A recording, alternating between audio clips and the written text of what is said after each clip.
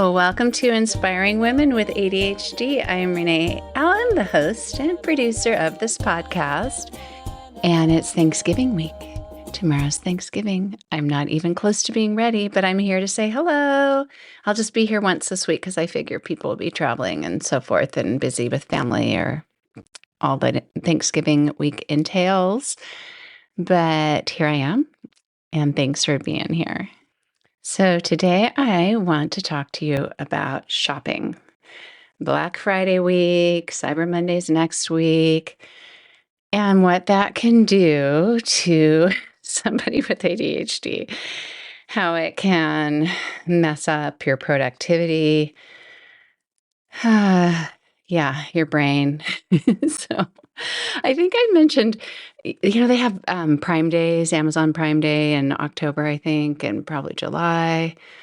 I don't know if they do it another time. My brother works for Amazon, and he usually says, I can't travel then because it's Prime Day, or, all along that. He's a manager for Amazon somewhere. But at the last Prime Day, I had a hard time those 2 days. I felt all this pressure, like there are these sales, and you have to be aware of what's on sale, or you might miss out. And do I even need anything? And when we first moved here 2 years ago, we moved into our house on July 1st. And when you move to a new house, especially when you go across the country, we got rid of a lot of things. And you find that you have to get something different for this room or that room to function. Or even just another television because yours broke as it moved across the country, all that kind of stuff. And I remember my brother would say, well, just wait a few more weeks because Prime Day is, I don't know, July 11th or something. And I thought, I can't wait. I need these things now. I can't wait to get a bed. I can't wait, or whatever it was I was buying. And so we did. We bought things that every day for the first week. I think I drove to Target and just got things to stock the kitchen. I don't know what kind of things. I can't even think, but like a broom or whatever. And then when Prime Days actually came, I didn't really need anything. And I'm thinking, should I buy something? And I didn't feel a lot of pressure. But this last year, for some reason, I felt pressure. In October, I was kind of thinking, do I need to be buying stuff? And so I'd waste time on my computer. I'd get on my computer to do things that were important. And I'd waste time going onto Amazon just seeing what the deal was and everything. And with Black Friday, it has changed so much. You probably know. You've seen the evolution of Black Friday, and then Cyber Monday was invented. But this whole time of shopping is wonderful. It didn't used to be this wonderful, but at the same time, it's a trap. It's a trap for those of us who have ADHD or have a hard time not going down a rabbit hole, or have a hard time making decisions and all that comes with executive dysfunction. It really did used to be a lot simpler when Black Friday was actually a sale day on Friday. But financially, I think it's better now. We get better deals for a longer period of time, unless you buy too many things because you can't pass up a deal. But the early days of Black Friday, I remember going to my in-laws for Thanksgiving, and Friday morning, I'd wake up and go to a store because they'd have some sales that wouldn't be happening any other day. And you wanted to be in on it. You wanted to go early enough that maybe they didn't sell out of that electronic, that DVD player or VCR back in the VCR days. And the evolution started then, even before the internet Black Friday or Cyber Monday, because what started happening is the stores thought, well, we'll get people in even earlier. If they're going to come at 8 in the morning, we'll open at 7. Oh, they're going to open at 7. We're going to open at 6. I remember going to visit my in-laws, and I had a lot of kids. I don't know if I always had 6 kids when I did this, but there were periods that I had 4 or 5 or 3 or something. But I remember it was a fun thing. My husband would stay there with the kids. I would get in the car and drive to Walmart. It was open at 5.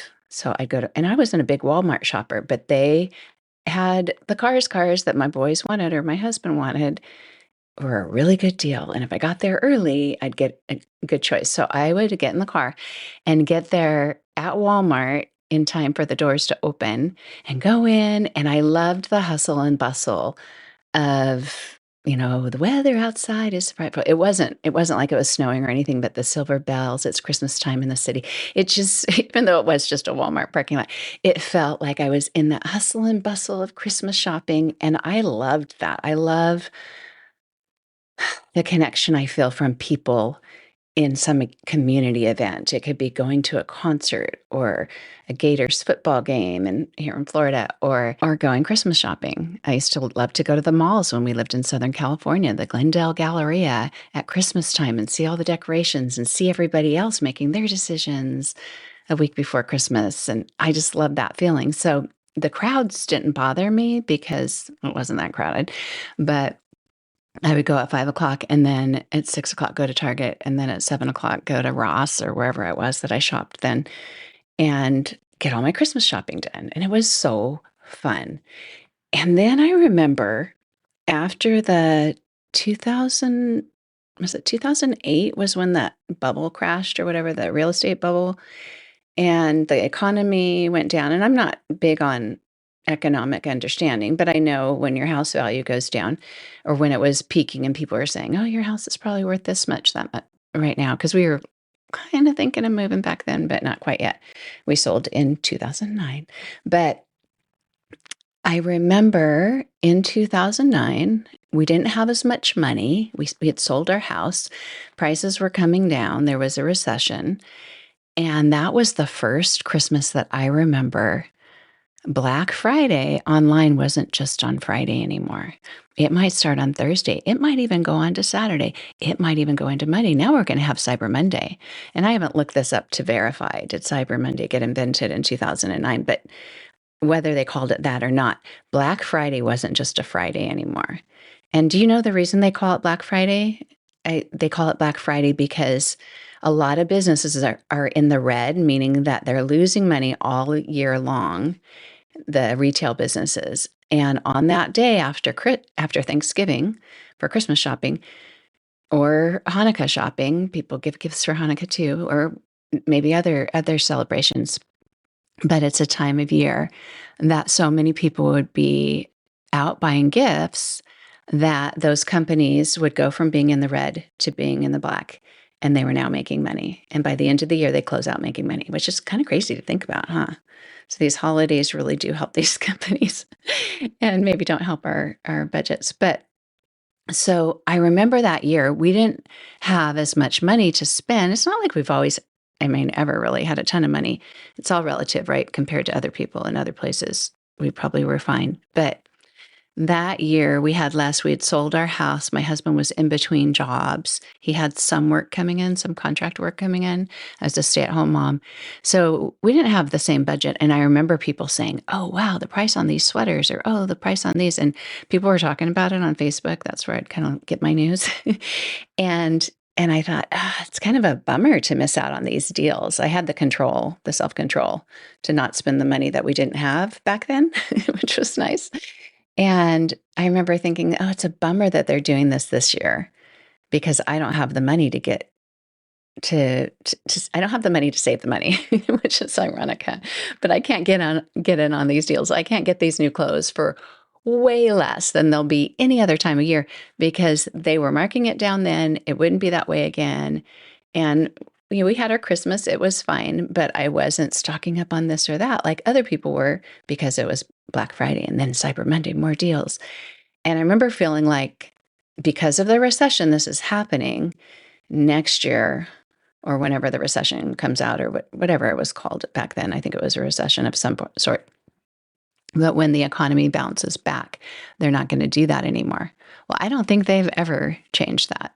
Black Friday, Cyber Monday, you start to learn that when this special comes and you think, oh no, I got to buy it today. They're discounting all their essential oils, 25% off on Friday. I got to do it. And then on Cyber Monday, it's 30% off. And you're like, oh, I shouldn't have bought it on Friday. Now it's even cheaper. Maybe I'll buy some more.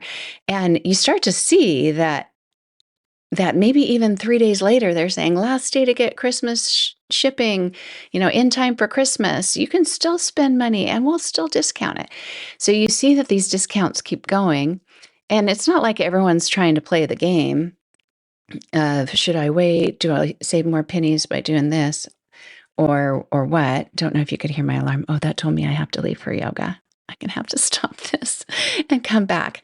I will. But back to this little history lesson, it's even more some more. Is now people, retailers, even me developing my online content and trying to learn how to have an online business. I haven't participated in Black Friday this year. Well, it's not here yet, but I haven't really found a way to do it to monetize right now, and that's okay. That eventually I'll need to, so I can pay for my podcast producing. But I'm learning that a lot of people are saying, "Oh, you should get in a week before, do your pre-Black Friday sale," because people are going to get so many emails on Black Friday or Black Friday week. They're not only going past Black Friday, but they're going way before it. And it's interesting to watch, because now that I have that knowledge of the strategy, the marketing strategy, I can see it happening. And I actually got an email today from a company that I bought twice from this last week that I've never heard of before, but it's called Natural Life. I don't know if you've heard of it, but somehow I landed on that website and bought some gifts for my daughters for Christmas. But the email I got today, the headline was, "Hard to shop? Not anymore." And I think they're recognizing people are having a hard time figuring out, where do I buy? What do I buy? And how do I figure this out?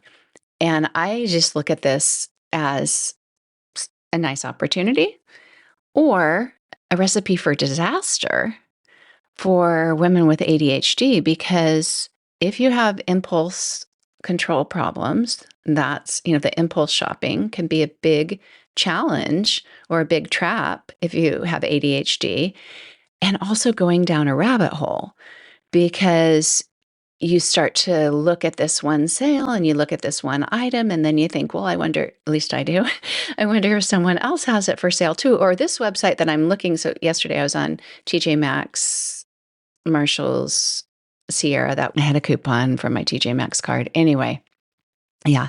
So I was looking up things to buy my mom and dad, but there weren't reviews on what I wanted to get them.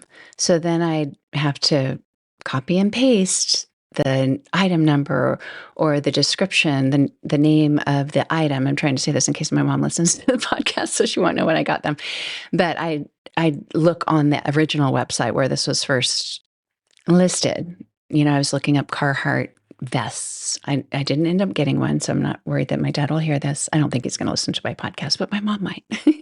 Anyway, but I would just look up that item, read reviews, and then you go down the rabbit hole of reading reviews and thinking, okay, I'm going to get this. Oh, actually it runs wide. Oh, I don't know if this will fit him. And then you look up the sizing, and it can be just a time sucker. It can just take your time away.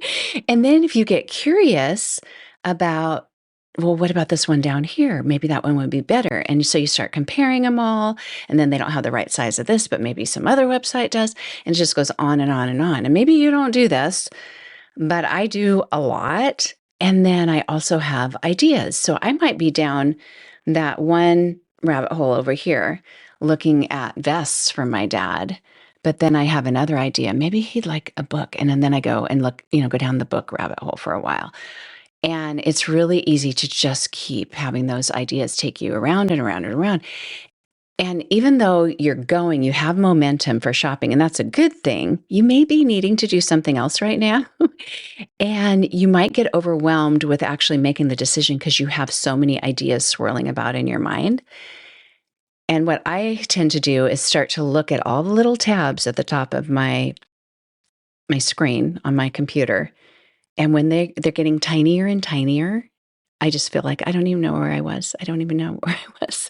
And this morning I looked and I had 24, and that's not even the most I've had. I said, I'm going to count these. Like how many, this is a representation of where my brain has been in the last half hour. And so as we get curious, which is a component, a high component of ADHD, as we have an impulse, as we have lots of ideas, lots of creativity, if we want to get a good deal, we've got a challenge. We love that challenge. That gets our brain going too. If you're a perfectionist, is this the best decision? Okay, now I've found the best jacket. I've found the best little vase or whatever it is. It's so cute. Is this really what I want to give them? And then if you have the empathy component, wanting to do for others, you're generous, you want to do more. It all clouds that decision making. And for me, sometimes it's easier just to buy more, but then I feel really bad. Like, why did I buy so much this year? And compared to other people, I'm sure I don't spend nearly as much money as a lot of people do, but I'm not happy with what I've done when I just take the just do more instead of make a good decision. Because I have 6 kids, I have 7 grandchildren, I like to be even. So if I end up doing more for this one, then I do more for that one. It just goes on and on and on. So yeah, it can get overwhelming to climb out of it. We have the overwhelm with ADHD of getting ourselves to do something, but we can also have the overwhelm of how to get out of it. And a lot of times I just go to the tabs and close, close, close, close, close. And I think, but what if I don't remember? What if I don't remember? I can write it down somewhere. I can write it down in a little book. I probably won't remember even where I read it. But I usually leave one tab open to just kind of remind me of what's going on. But sometimes I take that out too. But sometimes just closing those little windows, giving yourself a little break from it, going back if it's really important. Hopefully you'll remember, not everything we remember, but it can be overwhelming for shopping. So I do have some strategies, even though it sounds like I don't know what I'm doing. But I do have strategies because I deal with the challenge and I have a lot of other things that I need to get done. And sometimes even just going, oh, the other thing that it's my little pet peeve is when you're doing this online shopping, you might get a pop-up window. Do you want to sign up for deals? Do you want to sign up for this exclusive thing? And you're thinking, my brain is focusing right now and you're disrupting me. That's what I feel about pop-up windows. And then you think, well, okay, I'll give them my email address because it just says all they want is your email. And then another window comes up, sign up for text for the same deal. So it's a bait and switch. They're really saying they want both. And then I think, okay, I can do that. And then I can just, like push a Y to get the yes for the text and then, do the no or whatever it is, stop it. I've done that, but what a time waster to give them my phone number that they might be selling and then get this deal. And then I have to figure out how to get that code from my phone onto my website because I can read my computer better than I can my phone. I mean, can you see what it does to the brain? It just fogs up the brain like crazy. And we need clarity. We need clarity. We don't need all of that. And if you have to go to check your email to verify, or to go get that 25% off deal, if you're not doing a lot of shopping, maybe that's worthwhile to do that. But if you do that, are you going to see another email that you think, oh yeah, I need to be doing that? And then you go do that and then you're distracted again and you don't really get anything done. So yeah, it can be a problem. But as that email header said that I got this morning, hard to shop, not anymore. We can make it simpler. We can find ways to make it not quite as difficult and make it fun. It can be fun. I mean, good deals are good deals. And it's fun to have things come to your door without having to go drive and look around. Even though I do love the hustle and bustle, it's really nice not have to do the legwork to get everything into your house. And the interesting thing is, at least I find it interesting, is that when you're doing online shopping, I think it's easier to identify, I am just wasting a lot of time here. I'm spiraling. This is taking far too long, or I can't decide what to do.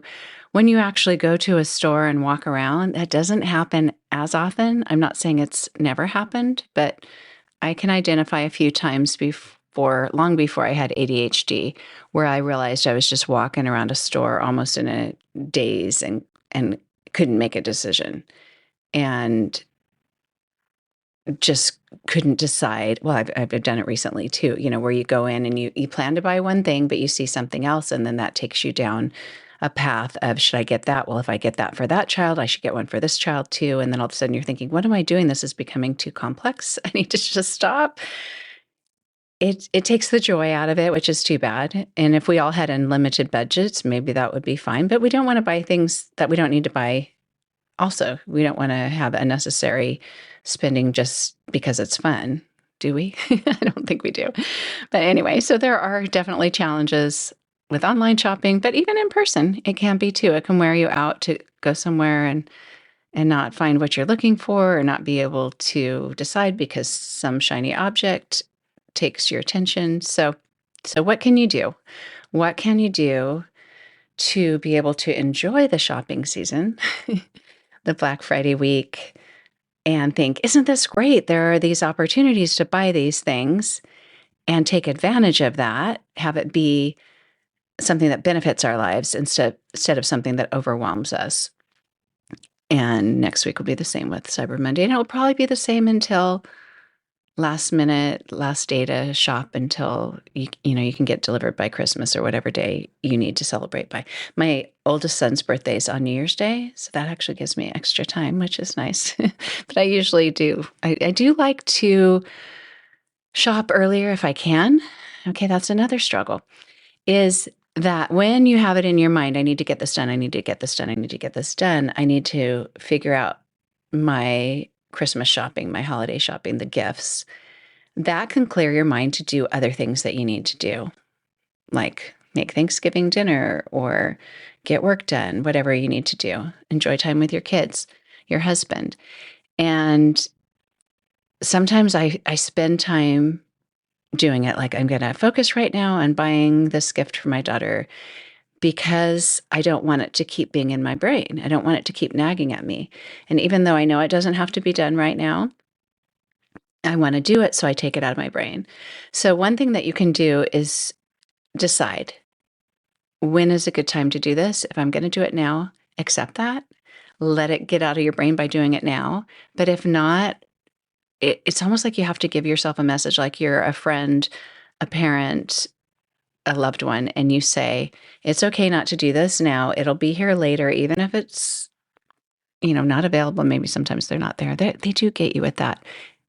It might sell out, 3 more left. They do that.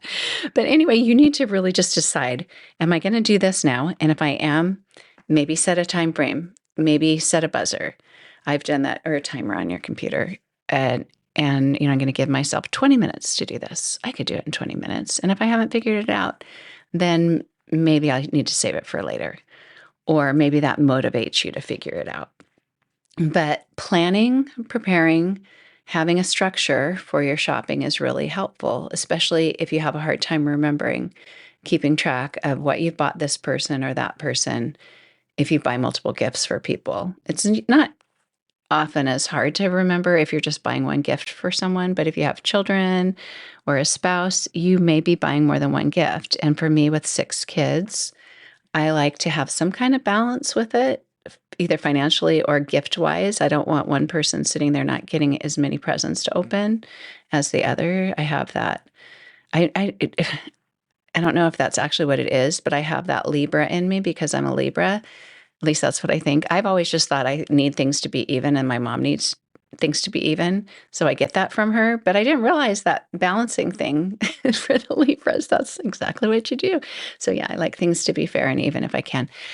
But so having an outline for whether it's online or in a notebook or something, having a record of all the people that you want to buy presents for and what you've bought them. And you can even categorize. And I've usually just done this in a notebook, and then I try to keep it where I don't think anybody else will find it.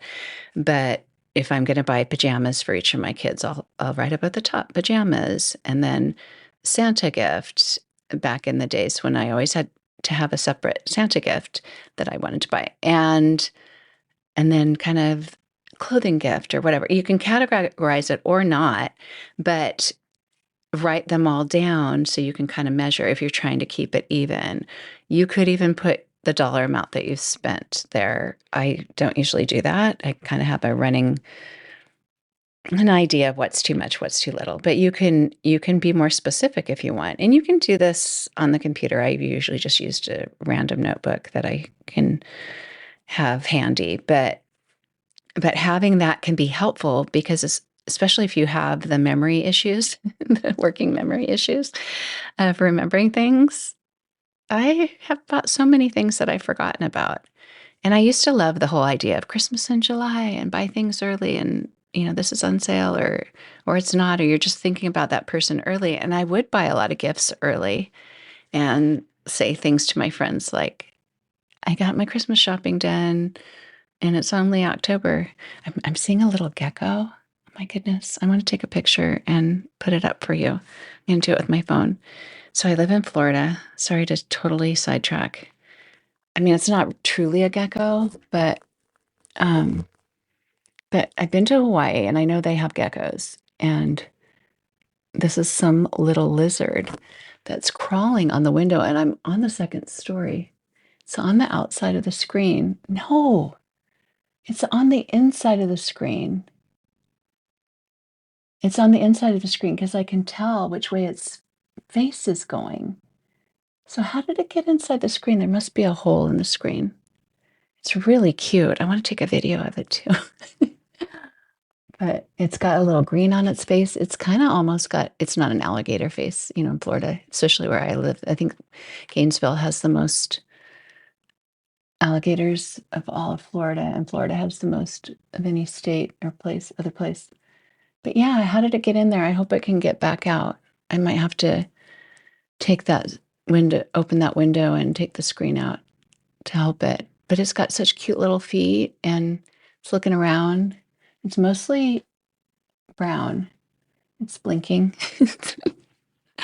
I know this isn't what you're supposed to do on a podcast, but here I am. Okay, back to the planning out. Yeah. If you buy things and forget that you bought them for somebody, or you buy them and you hide them and can't remember where you put them, notice that experience, notice that that's part of ADHD, and make a plan to help that not happen. Whether you save your buying for later, so you do it all at once, or you set aside a part of your closet or something to put all the presents in, but you have to keep track of it. I've also found that if I wrap my presents too early, then I forget what I bought too. Like if I really don't stay consistent with the notebook, I can't tell what's what. And especially if I'm passing out presents on Christmas morning, I kind of want to do them in a certain, which one should I open next, Mom? Because they kind of know, like, oh, save the one that I'll love the most for the end or something. And a lot of times I look at the box and I have no idea what's in it because my memory is like, ah. So I had to write things out and just kind of take more mental notes and not wrap them as early. So that can help.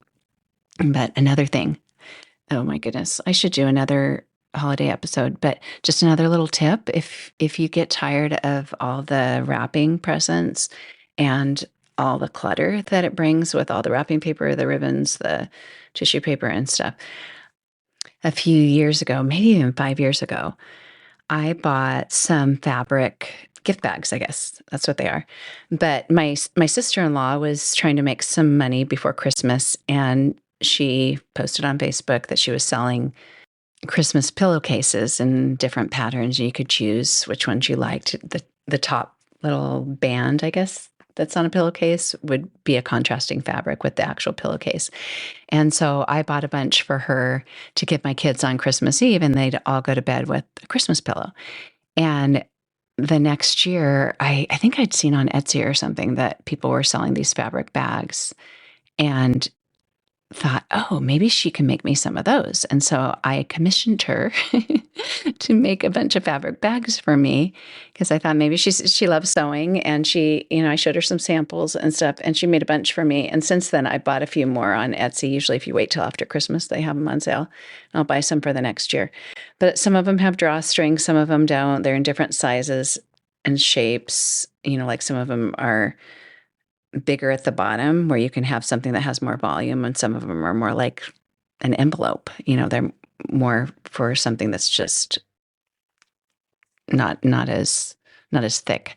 But anyway, that helps a lot with the wrapping. It makes it easier. I don't know if my kids enjoy it as much because it is really fun to, tear out the tissue paper. And I do save all the Christmas bags that we've had for probably 20 years. It's kind of part of the tradition in a way. We get to see bags that my mother-in-law gave each of the kids. She always had a special way of decorating the bags and putting pictures of them on it or cutting out their names or things like that. So anyway, and we get to see her handwriting. She's no longer with us. So it's fun to do that. But I still do the bags and the tissue paper, but it does help a lot with the wrapping paper to have fabric bags, not as much waste, not as much cost, and it's so much easier.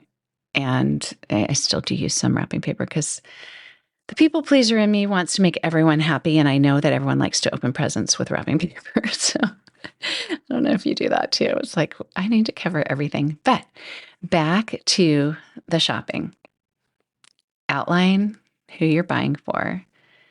Any kind of, group them by people. Maybe they're school teachers or whatever category of people and ideas that will help your brain with that. School teachers can be hard because if you have multiple kids, you have more school teachers. And if they have helper school teachers and you want to give to everyone like I do, then there's the music lady or the resource lady, working with the IEP kids. And anyway, the lady in the office. And if you don't have a big budget to be able to give to everyone, I found that making some kind of food to put in the teacher's lounge, that's amazing, with a card to everyone was actually the teacher's favorite thing. Make homemade bread or caramel corn or something, a giant bowl. And they just go in and out all day long like, oh, we're so grateful. I gave to everyone and I didn't have to make individual things, although it can be fun to do that sometimes. But back to your planning. So you plan out what you're going to do. You may even strategize what can work within your budget, figure out, I've got this much money or I can afford this much, and decide whether you're doing clothing or toys or, even figuring that out can save you a lot of time. Because in the past, I've bought clothes for my grandchildren. I always thought it was fun in addition to toys. And one of my grandsons who just turned 7, I said, what do you want for Christmas? He said, not clothes. And I'm sure his parents would think it was nice for him to get new clothes and he might like a new shirt and stuff. But that's saving me a lot of time to just cut that out in my strategy. I'm not going to look for clothes for the kids this year. It is saving me a ton of time, a ton of energy. And then, do you have a time of day that you want to do your online shopping? Do you want to do it in the morning and get it out of your brain? Or do you want to just tell yourself, I don't have time to do this morning, but tonight when I'm watching TV with my husband or something, I'll do it then. And do it in the evening when things have wound down, maybe your brain's a little more relaxed. So strategize the budget, the approach. Do you love going in person? Because that is fun to be around the people. Or touch, as my aunt says, I'm a touchy-feely person. She likes to see what she's going to buy. That may help with not making as many returns. One of the downsides of online shopping is getting something. I just bought a blanket that I thought was really beautiful for someone in my family. And I got it, and it's nothing like what I thought it was. So I'm going to need to send that back. But that takes a lot of time too. So making it as efficient as you can for returns and hopefully not have to do returns. But thankfully, a lot of the websites will give you a bigger return window, which is nice. I wonder sometimes if they do that, one, to get you to buy it because you're not at risk, but also hoping that you'll forget in 2 months so that you forget all about it by then. But anyway, yeah, it is exciting. It is a fun time of year, but it can take us down a spiral if we're not careful. And maybe it's fun at times to spend a lot of time thinking about this and that with gift giving. But if it gets to the point of it being overwhelming or taking you away from things that you want to be doing instead, then that's what you need to weigh and see what's the priority today. Do I want to be thinking about this? Do I want to be wasting time? Or do I want to do it more efficiently? And what is this doing to my mindset? Am I feeling anxious? Am I feeling relaxed? All of that. So, yeah, just observe yourself. Know that it is affected by your ADHD and those decision-making parts, memory parts that don't function as well. It's more relaxing just to go down a rabbit hole. I'm so curious. I'm going to look at this and this and this and this and this. I got to make sure I don't make the wrong decision. I have perfectionism aspects. All of those things can play into it. And if you find yourself, your heart is racing and you're thinking, why am I doing this? I can't make up my mind. Then maybe pull back from it. Look at what you're doing, set up a structure if you haven't already, and make it more pleasant this year. So I guess that's it for today. I'll be back again next week. And it's funny, I listened to a podcast yesterday. There's a woman in Israel, actually, who has a podcast. It's called Connections for Real. And I met her in a Facebook group that I'm on. And she was asking people if they wanted to be a podcast guest, and said, if your podcast has something to do with this, or your business has something to do with this, maybe it would be a good match. And I thought, okay, I'll just see where this takes me, because sometimes you're not sure if something's going to work out, or if you should do it, or if it'll be right, or if you're the right person for it. But you think, well, I'll just take a step toward it and see what happens. I've done that a few times in my life, and it's taken me to really amazing places. But sometimes I end up at a dead end and don't do it. But so I decided to write to her, and I made an appointment with her to just talk and see if it was a good fit. And it was kind of fascinating to talk to her. She has a lot of children too, but she's a lot younger than me. Her mother's my age. So anyway, so she has a podcast. So she sent me some emails, a form to fill out, and here's where you can listen to my podcast to get an idea of what it's like. I listened to her yesterday. I actually listened to the episode where she interviewed her mom, because I thought, oh, this will be fascinating because her mom's my age. And anyway, she was so calm and so balanced in her speaking on her podcast. And at the end, when she was saying her goodbye and making requests, like to leave a review and share the podcast with other people, tell people about it to help other people find it too and help it grow. I thought, oh my goodness, how do people who have neurotypical brains do this? That's how that works for them. It's not how it works for me. My brain is just going around in loops while I talk to you. But thank you for being patient with that. And hopefully you're following me just fine, because that's what your brain is used to doing. Or it's just fun to follow. I don't know. But yeah, that's my request at the end, is share this with somebody else. If you know somebody, even if they don't have ADHD, somebody who could use just some, I don't know, just some conversation to listen to of somebody else who's not functioning fully as well as they'd like to, and learn to observe yourself, observe your thoughts, observe your patterns, and see how your brain functions, because that's the most important thing. Having ADHD and understanding what that is super fascinating. But people who even can relate to some of the symptoms and recognize, oh, that's what's happening here. And that's why I need to make a shift there. And that's why that never worked, but this does. And making all those connections is so valuable. We actually have a gift by having a diagnosis, because we can get more information about it. We know where to look.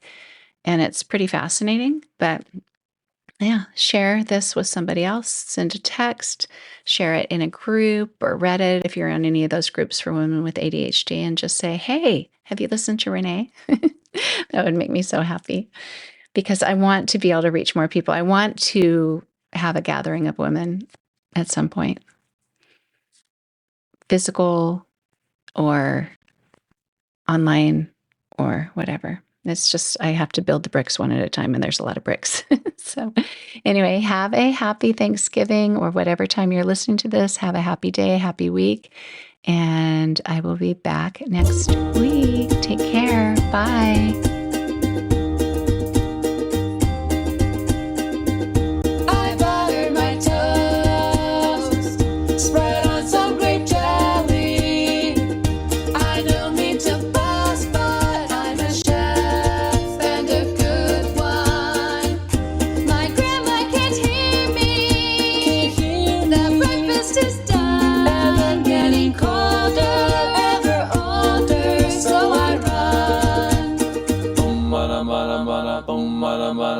Open windows, broken shadows. Frozen dreams are left for tomorrow. Without a cause. No time for a pause.